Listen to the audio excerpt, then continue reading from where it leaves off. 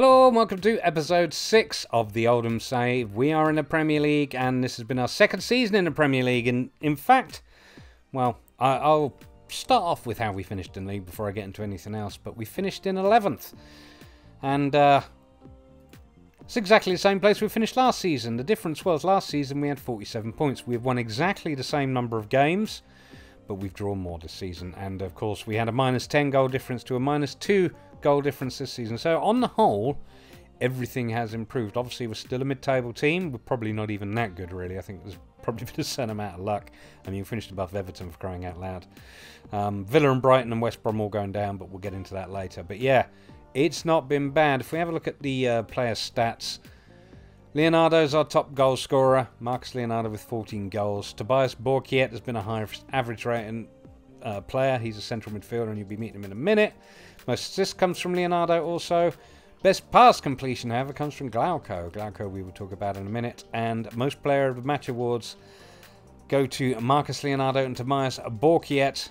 We've both got 4 each. So, yeah, like I say, overall, slightly better performance. I did feel like we do a lot better based on some of the players that I brought in, but there's still work to be done. But nevertheless, I shall get into that now. Let's go meet the team. Okay, we're going to have a look at the squad. We're going to use the team report just to have a look at how we're doing.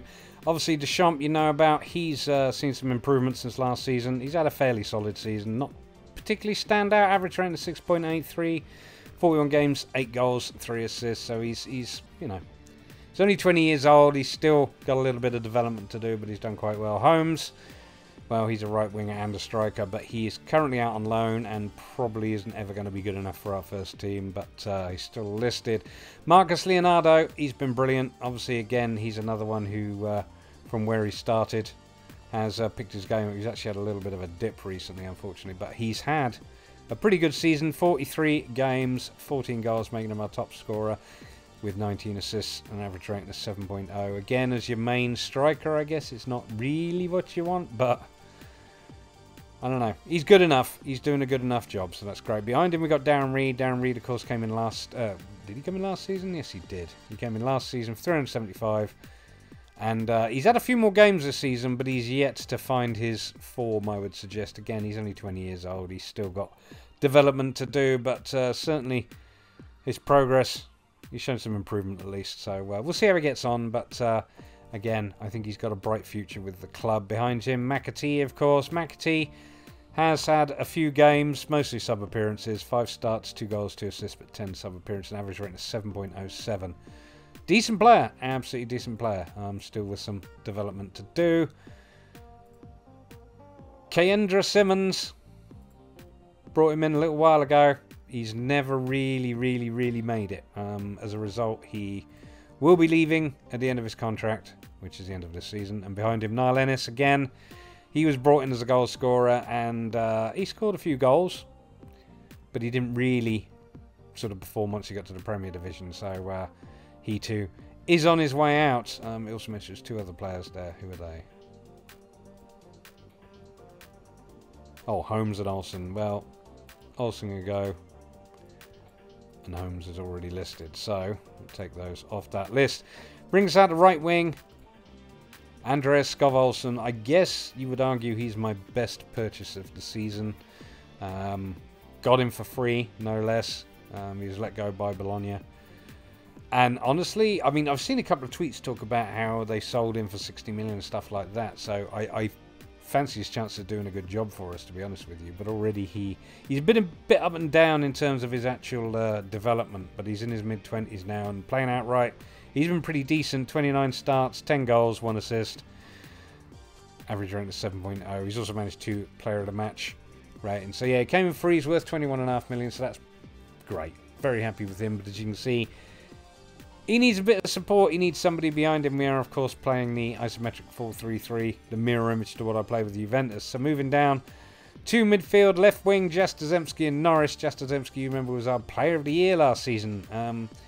He's not done quite as well this season. I did bring in a backup for him, who I signed on a free, young James Norris.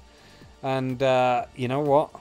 he's been keeping them out. 23 starts, 7 goals, 8 sub-appearances, average rating 7.1. He's done better than just Zemski this year. And as a result, has sort of kept him out of the team, really. Still could use with either a better player or some depth, but nevertheless, that's where we are on the left wing. Central midfield, we only have Nkunku showing up. There are a couple of other players who play central midfield, but Nkunku, sorry. He came in from Newcastle for 11 million, and he's not done bad. 32 starts, 2 goals, 4 assists, 1 player of the match. Actually, it's 38, 4 and 1. And 2 player of the matches, according to that overall. But yeah, average rating is 6.93. He needs a backup. He needs support. He needs not to be the only central midfielder. And he's alright, but I don't know. Like I say, I feel like he could be improved upon. But he is a worthwhile utility player. As you can see, he plays in a lot of different positions. Just been, realistically, he's been playing as a central midfield for us. That's, you know, the only spot we had for him. Moving down to defensive midfield, we've got Glauco. Now, Glauco is the second... well, he was the last signing I made. We'll have to go into transfers and have a look. But he's the last signing I made before in the January transfer. And to be honest with you, we were a bit desperate for a defensive midfielder, a deep line playmaker. And this young Brazilian, well, I paid 10 million for him up front, but I decided, because I was desperate and because we didn't have any money, to suggest that once he plays 50 games for the club, we'll pay another 20 million for him, which puts him as a 30 million pound player. Now, since he joined, he's managed 20 starts, which I think is pretty much all of them since he arrived, and only 2 assists and 1 player of the match, but an average rate of 7.32, which, given that he mostly plays defensively rather than creatively anyway, is not such a huge issue. But he's been good. But like I say, I just don't know that he's worth another 20 million. I mean, if we have a look, we paid 10, he's worth 19.25 now. He is a young player, but he is also pretty much playing up to his ability, which, you know, for the rest of my team is good, or very good even, you might say. But in terms of next season, the season after, I think those stars are going to go down. So I think realistically what I need to do is try and sell him before he gets to 50 games, which will be sometime this coming season, because I don't think I want to pay another 20 million for him. I just don't feel like he's a 30 million pound player. Just like I said, I was desperate. So we'll see what happens with Glauco anyway, but bit of a risky signing as it was, but as I say, it was more about not getting relegated, I guess. Behind him is Borkiet. Borkiet also plays in central midfield, but has been playing more defensive midfield as the opportunity arises. But yeah, he's done well. 39 starts, 2 goals, 5 assists, 4 player match awards, sorry, and an average rating of 7.18. And he cost us 10.75 million from Liverpool, no less. But yeah, he's already, like I say, done a cracking job for us, so really quite happy with that. He'll be sticking around. We've got no additional fees to pay on him, so I think, again, decent squad player moving forward. Behind him, we got Alfie Jones. Poor Alfie. I remember when I signed him. While we were still in League One, got him on a free from Gillingham, you know what, and he was great, and he's always been pretty solid, pretty reliable, but like I say, our first season in the Premier Division, he played 30 games, and he managed a goal and an assist, and an average rating of 6.91, but it wasn't quite good enough, and as you can see, he's only made 2 appearances this season, and as a result, will be leaving relatively soon. I'm pretty sure his contract runs out. No, it doesn't, but he is listed. There you go. I've got him on sale, but nevertheless, he's not getting in the team, so that is how it is. So it takes standard defence. Left side, we've got Rico Henry. I'm pretty sure, yeah, he signed last season. Didn't do too badly. Played 1 more game this season. Hasn't scored any goals, but has still managed 1 assist and has a slightly better average rating overall. So good for him. Behind Rico Henry is Josh Wilson-Esbrand. Again, he came in on a free. Oh no, he didn't. I paid 180 grand for him, but again, he was a backup player, and as a result, he's he's not actually done too badly at all. So, and then Aguero, who we bought a couple of seasons back, again brought in as a backup. A couple of seasons back, brought him in last season as a backup. He managed 2 starts or 2 appearances.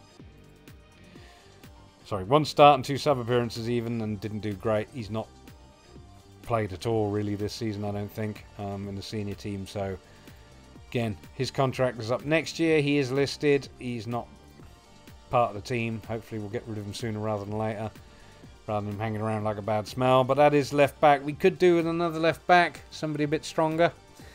But looking at central defence, Ben Godfrey, he was a new signing this season. 18.75 million from Leicester, who had previously bought him from Norwich for 17. Did better for us than he did for them by the looks of things, but yeah, he's been pretty solid. 44 starts, 5 assists, 1 player of the match award, and an overall rating of 7.0. So, again, our #1 defender. Very happy with him as a signing. Just got to strengthen up around him. Behind him, of course, you remember Joe Rorrell. We brought him in. He was our first Premiership defender signing. We brought him in from, where are we? Brighton for 5 million. And yeah, he's had another half decent season. Probably an improvement on last season, although he played less games. Helps that we've got a little bit of depth in there. But yeah, he's been good.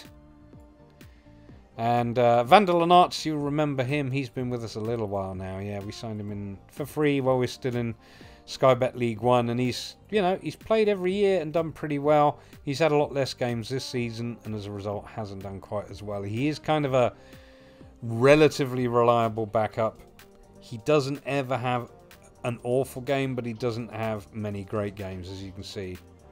Most of that's around the 6 point something. Well, you got a 7.1 there, but more often than not, he will actually play it right back as a backup, because again, we're a bit short there. But Van der Leonardo is, well, he's a backup at best. He's certainly not first choice. And then we have Craig Montgomery, who's currently out on loan. I wanted to play him, couldn't really, wasn't enough.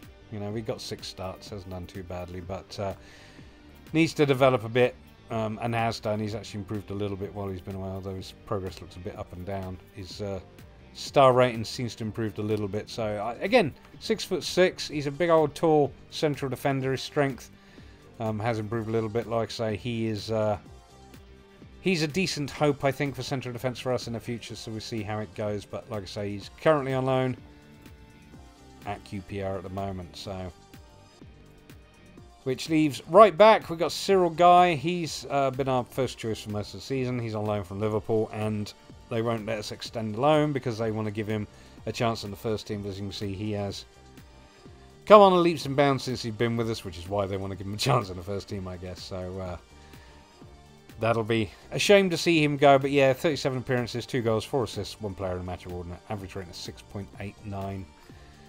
6.89. Behind him, as I say, Van der Leonardo did play a bit, but we also have Peter Duda.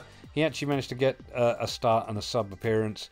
Again, very young player, brought in as a development. I think I signed him last season. Yeah, I did. He didn't get a game last season.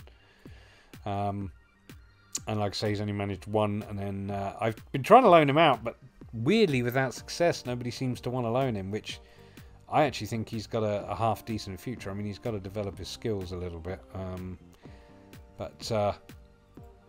Yeah. In his sort of 1 appearance, he wasn't awful. So, but yeah. This then leaves us with goalkeepers, and at the moment it's only showing this young man, Pierre Beja, who is of course part of our youth setup, and you know, appeared or was recruited in during the championship season, and he's listed as our only goalkeeper. He's not, because we do of course have Reisiger, who was on loan, and Nathan Kremelu, but Kremelu's leaving. He is joining Sheffield Wednesday. He couldn't hold on to his spot, to be honest with you. I don't feel like... I mean, he did 22 starts, 33 conceded, 8 clean sheets, an average rating of 6.99, which isn't bad. Don't get me wrong, it isn't bad at all. Played slightly less games than last season, got a better average rating, but the problem was, when we brought Reisiger in, he was about 2 stars, but he's improved enough that he was basically keeping Kremelu out the team. So anyway, as far as his contract with Ajax is concerned, they didn't renew it. So I'm signing him as a second goalkeeper, basically, as a backup. So he will be joining us on the 1st of July. So we do have Darren Reid as a backup and possibly a first choice keeper, as he has been quite a bit this season. But ultimately, we're a bit tight. So, you know, in terms of signings we need to do going forward, we need another central midfielder, another attacking right midfielder, although I'm tempted to actually move ball clear up to there. Anyway, we need at least one central defender, if not two, I would argue. And of course, we need a right back, could do with a left back, and we need a first choice goalkeeper. So there's definitely work to be done. We need left back as well. Up front, we're all right, I'd say. And defensive midfield, we're all right. But everywhere else, we need some work. Yeah, let's take a quick dip into the transfers. Have a look at the retirees. This was obviously before the start of the season. David Lopez retired and has become a manager, albeit unemployed at the moment. After that, Hugo Lloris also retired. He wasn't with us for long, but he is also now a manager too and unemployed. So good luck to them in their future careers. We also let go of Reece Cole, who had been, well, historically speaking, he'd been a brilliant servant for Oldham. I would say, well, a decent servant for Oldham at the very least, certainly during our Championship, League One and Championship years. But anyway, he was not cutting the mustard, so off he went, bless him. He wanted first team football. Luca Antai, the central defender, he's went off to Pescara. We let him go again. He didn't really, he didn't stick around once we got to the Premiership. He wasn't really quite up to it, so that was him. And then last but not least was Madge Rorrell, who released on a free, who's gone to Portsmouth now. So he's doing all right. As far as all transfers are concerned, there we go. Let's look at the players out. There's a few loanees. I'm going to look at, actually, let's look at transfers in first. That's the best way. Let's look at the fees. Loaning in, Cyril Guy from Liverpool, you already know about. Darren Reid on loan from Ajax, you also know about. He's joining us on a free at the end of the season.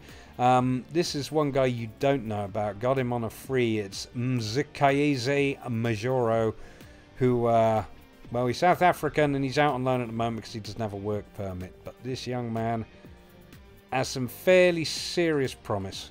So he was brought in, and again, he's a left back. He was brought in to be a future development player, but unfortunately, he's, well, he has no work permit. We did recently try and apply for one again, but it's not ready to go yet, so he will be going out on loan once more.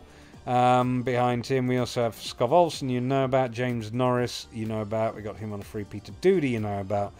Josh Wilson-Esbrand, left back, you know about. Glauco, you know about, with the potential of being a 30 million player from Tenerife.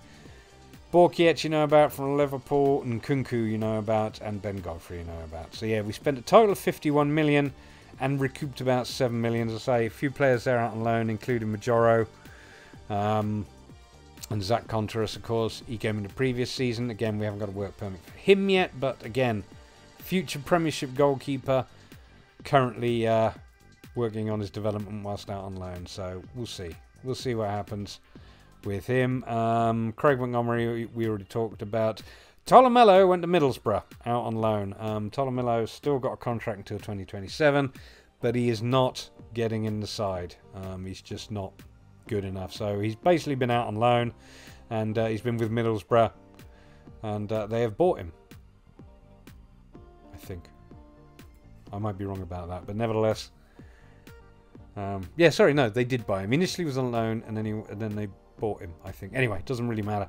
After that, Lati Bodier went to Barnsley on a free, and he's done all right, bless him.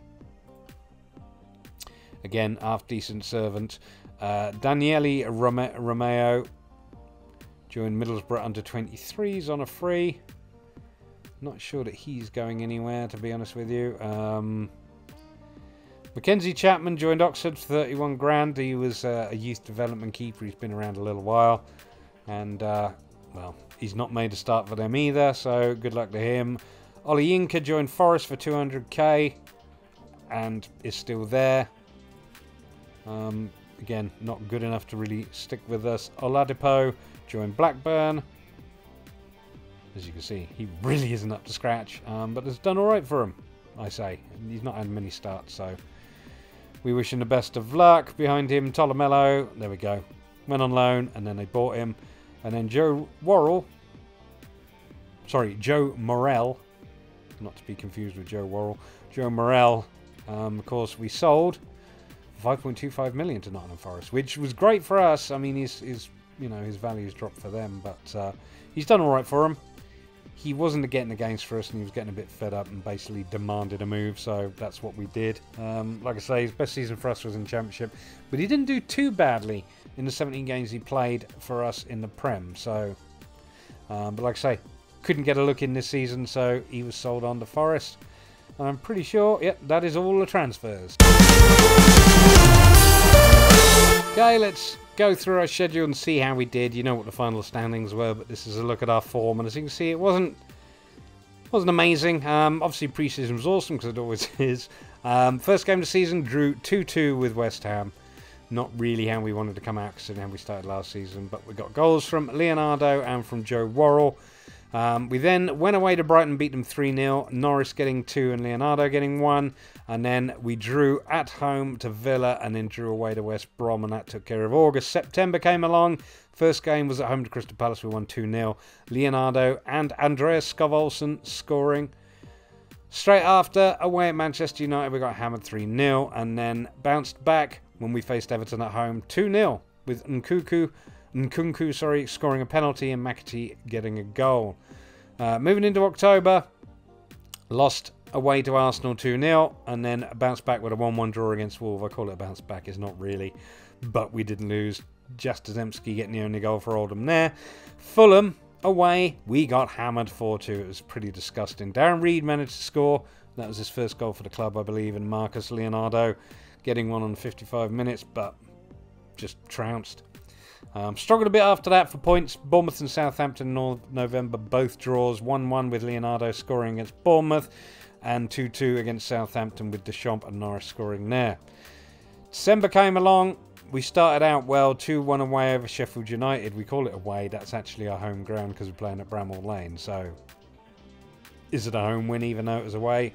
Who knows? Goals from Leonardo and Borkiet. After that, we faced Huddersfield at home and beat them 3-1. Skovalsen getting 2 and 1 from Norris. After that, we drew with Leicester. 1-1. Leonardo scoring the only goal. And then after that, a run of 2 difficult games. Tottenham at home, losing 2-1, which, considering how we'd done last season against them, was kind of disappointing. But Leonardo getting the only goal. And, Leicester, we drew 1-1, my apologies. Leonardo getting the only goal. And then we lost 2-1 to Tottenham. Leonardo getting the only goal there. Then we lost 4-1 to Manchester City. And Leonardo got the only goal there. And then we beat Fulham 2-0. And Leonardo got both goals. So yeah, he had a good December, but moving into January, things did not continue all that well. Arsenal, we lost at home 2-0. Everton, we lost away 3-0.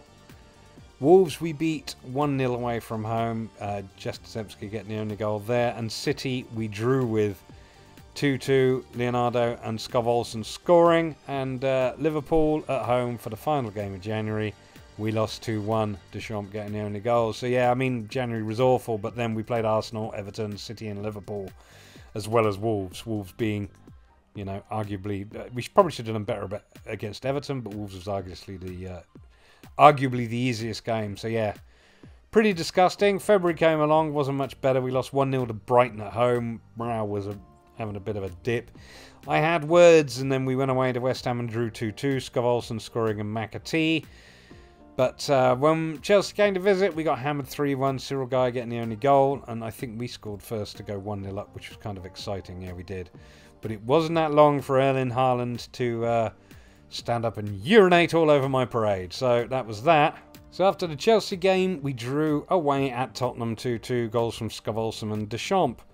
Moving into March, first game at home to Leicester, we lost 1-0 and then went away to Huddersfield and beat them 3-0. Andrea Skovalsen getting 2 this time and Darren Reid getting 1. Sheffield United at home, again at Bramall Lane, so probably a home game for them.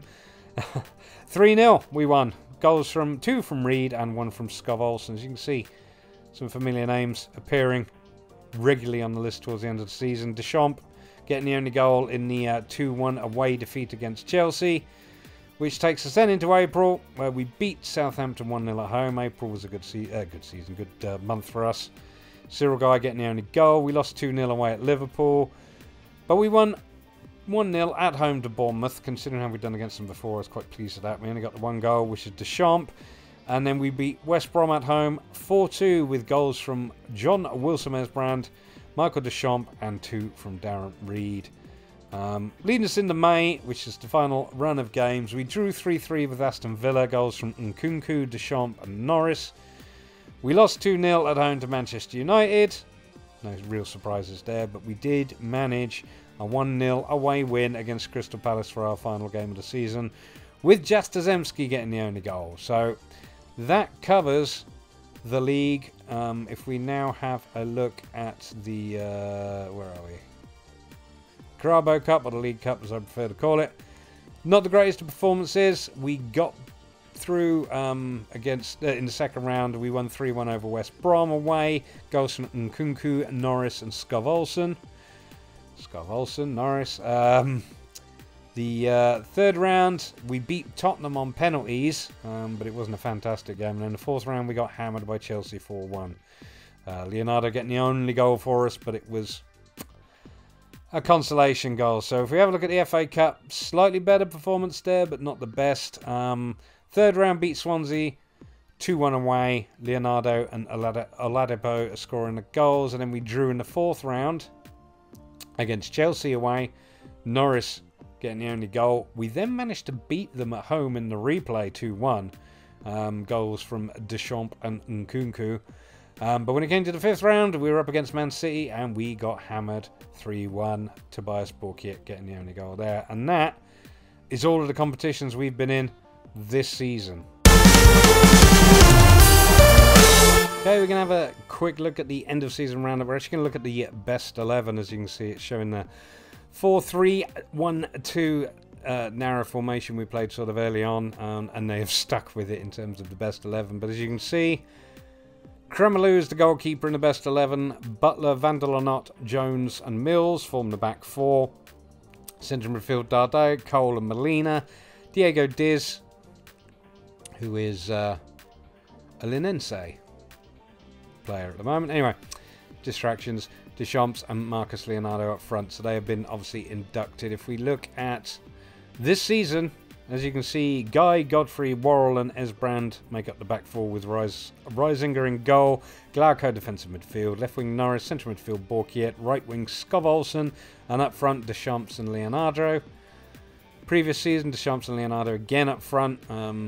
Jastrzemski, Olayinka, Elliott and Jones, I mean, again, he's still here, as is Jastrzemski, but Olayinka and Elliott are gone. Verdi, Worrell, Gunter and Henry. Henry's there, Gunter is not, Worrell is, Verdi's not, and Kremlou, well, we know he's leaving now anyway. So, yeah, it's not bad. If we now move on to the end of season awards. Fans Player of the Season is Tobias Borkiet with 41%. I'm quite surprised about that. James Norris in second, with Marcus Leonardo being in third. Goal of the season is Michael Deschamps versus Southampton, so we will take a look at that. Borkiet with a pass back, long ball forward. Finds Deschamps, he controls it.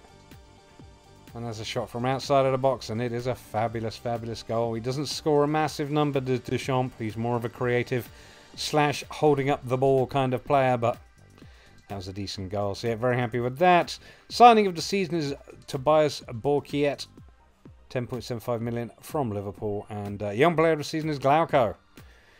So in terms of their stats, so we did look at this. Top goal scorer Marcus Leonardo on 14 goals. Highest average rating Tobias Borkiet on 7.18.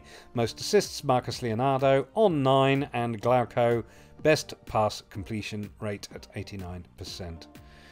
Borkiet and Leonardo both getting 4 player of the match award, and I'm not worried about that. So Cyril Guy did get 14 yellow cards. 14! It's a good job you're not here next season.